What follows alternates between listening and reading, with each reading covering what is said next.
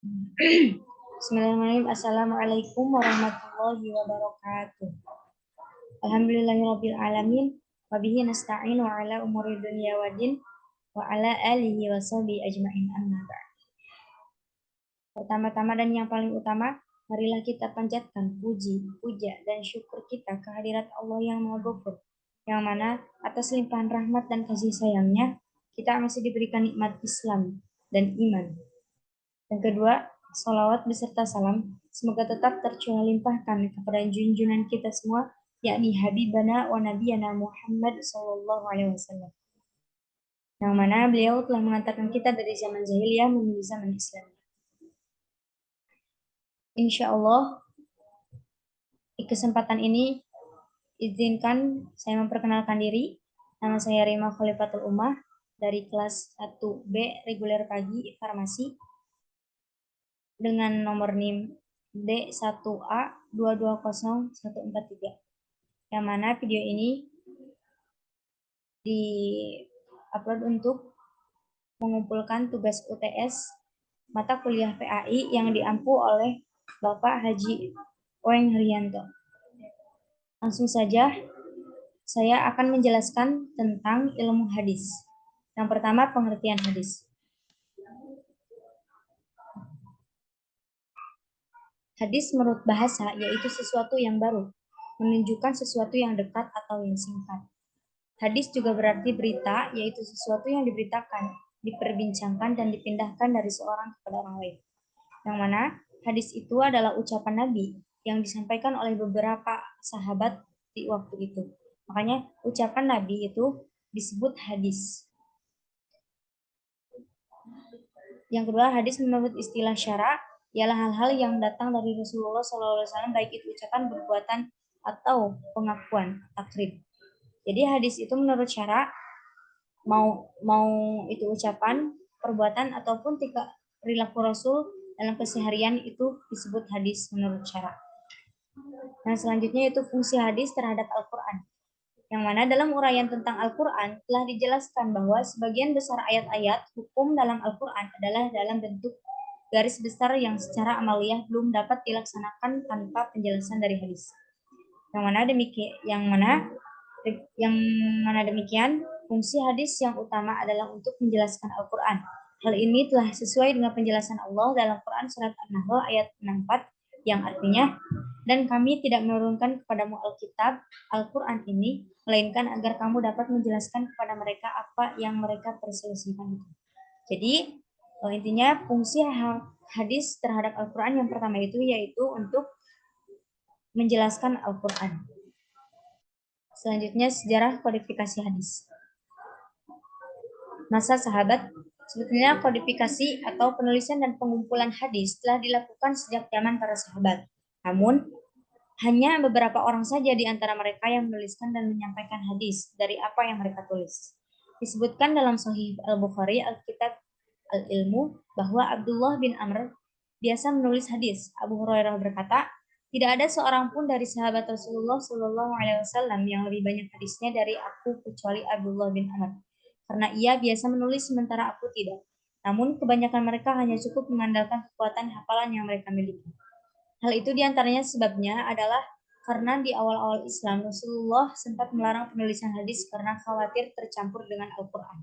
Dari Abu As-Sa'id Al-Khudri, bahwa Rasulullah bersabda, janganlah menulis dariku, barang siapa menulis dariku selain Al-Quran maka hapuslah, sampaikanlah dariku dan tidak perlu segan-segan. Jadi pada masa itu sebetulnya kodifikasi itu emang sudah ada sejak zaman para sahabat.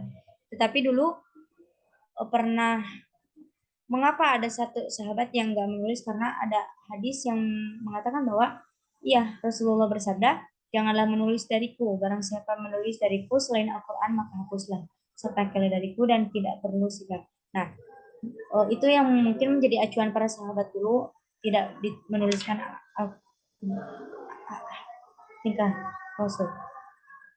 Nah, selanjutnya yaitu masa tabi'in dan setelahnya. Pada masa ini, tradisi periwayatan hadis juga diikuti oleh tokoh-tokoh tabi'in sesudahnya.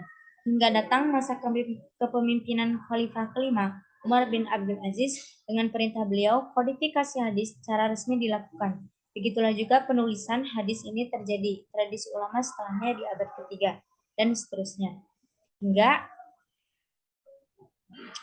Hingga datang zaman keemasan dalam penulisan hadis, ya adalah periode kitab Musnad, Ahmad, dan Kutub Sittah. Di antaranya adalah 2 kitab sahih. Tidak hanya itu, di zaman keemasan ini telah menelurkan kitab-kitab hadis yang hampir tidak terhitung jumlahnya. Jadi pada masa tabi'in ini hadis, pengkodifikasian hadis ini semakin meningkat gitu. Ada zaman keemasan yang mana di zaman ini hadis yang hampir tidak terhitung jumlahnya. Jadi makin banyak di zaman ini. Jadi peningkatan. Yang selanjutnya yaitu macam-macam hadis. Yang mana ada macam-macam hadis. Yang pertama hadis qauli, yang kedua hadis fi'li, yang ketiga hadis taqriri, yang keempat hadis ahwali, dan yang kelima hadis kursi. Yang disebutkan dengan hadis qauli yaitu hadis yang berdasarkan segala bentuk perkara atau ucapan yang disandarkan kepada Rasulullah adalah hadis qauli. Hadis ini berisi berbagai tuntutan, petunjuk syara, peristiwa, dan kisah yang berkaitan dengan aspek akidah, syariat maupun akhlak. Yang mana hadis ini menjelaskan bahwa berdasarkan segala bentuk perkara atau ucapan yang disandarkan kepada Rasulullah. Jadi setiap ucapan dan perkara Rasulullah adalah disebut hadis qauli. Yang kedua hadis fi'li, hadis yang berdasarkan segala perbuatan yang disandarkan kepada Rasulullah SAW adalah hadis fi'li. Hadis ini mengandung berita tentang perbuatan Rasulullah SAW yang menjadi panutan perilaku para sahabat pada saat itu, sekaligus menjadi paduan bagi umat muslim untuk meneladaninya. Yang mana hadis fi'li itu adalah hadis yang diambil atau disandarkan kepada sifat atau perbuatan Rasulullah SAW. Yang ketiga itu hadis takriri, yang mana hadis ini mengandung ketetapan Rasulullah SAW terhadap apa yang datang atau dilakukan para sahabatnya, seperti sikap Rasulullah SAW yang membiarkan suatu perbuatan yang dilakukan oleh para sahabatnya tanpa mengintervensi ataupun membenarkannya. Jadi hadis ini muncul ketika ada ketetapan dari Rasulullah terhadap apa yang dilakukan oleh para sahabatnya. Yang keempat itu hadis yang mana hadis ini jenis hadis selanjutnya adalah hadis yang berupa keinginan atau hasrat Rasulullah SAW yang bentuk terrealisasikan, seperti halnya saat berpuasa tanggal 9 Asyura. Yang kelima hadis ahwali, yang mana hadis ahwali pada dasarnya hadis yang tidak mencakup 4 hadis sebelumnya. Itu hadis kategori ini biasanya menceritakan sifat dan kepribadian serta keadaan fisik Rasulullah SAW.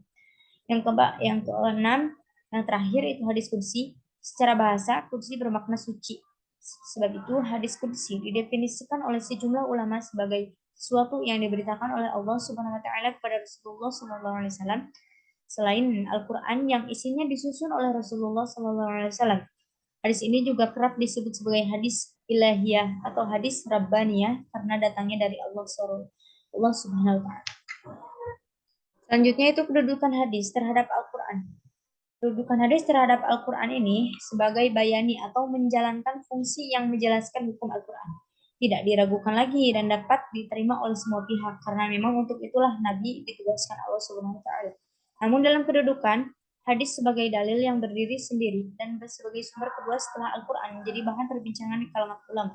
Perbincangan ini muncul disebabkan oleh keterangan Allah Subhanahu wa taala sendiri yang menjelaskan bahwa Al-Quran atau ajaran Islam itu telah sempurna, oleh karenanya tidak perlu lagi ditambahkan oleh sumber lain. Jadi kedudukan hadis terhadap Al-Quran itu intinya sebagai bayan atau sebagai penjelas fungsi yang menjelaskan hukum Al-Quran. Selanjutnya itu penutupan. Mungkin sekian yang dapat saya sampaikan. Mohon maaf apabila banyak kesalahan mutlak datangnya dari diri saya sendiri. Benarnya mutlak dari Allah. Wabillahi taufiq wal hidayah. Wassalamualaikum warahmatullahi wabarakatuh.